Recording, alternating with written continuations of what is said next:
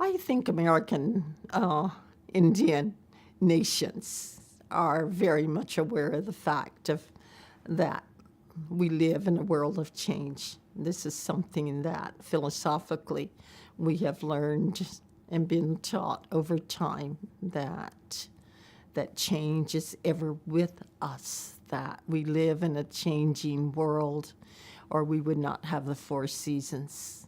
We would not go through the four ages that we go through as we mature from infancy to adulthood and on into old age, where I am, where we, so that we are aware of the change of the cycles in time, even in the changes that we go through in a day, proceeding from the morning to the evening on into night, so that we as the indigenous peoples of this land, just to be specific, are very familiar with the nature of change. We know that it happens, that it is a part of life.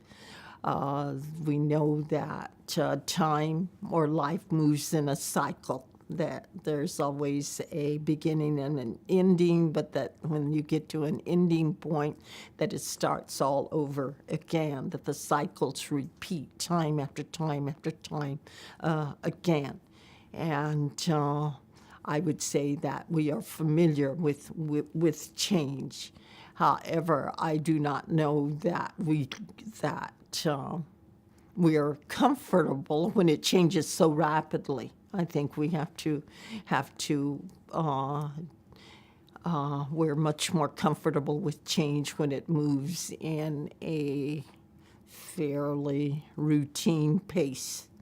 Not too slow, but certainly not supersonically either. So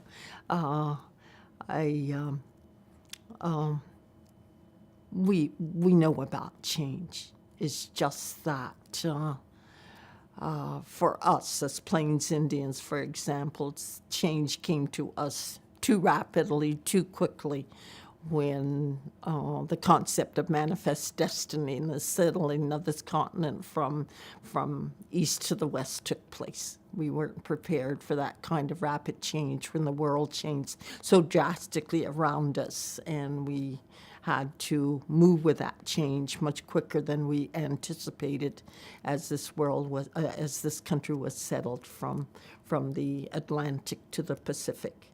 But we do know about change. It's just that change sometimes comes too quickly, and when it does, it can cause a certain disorientation.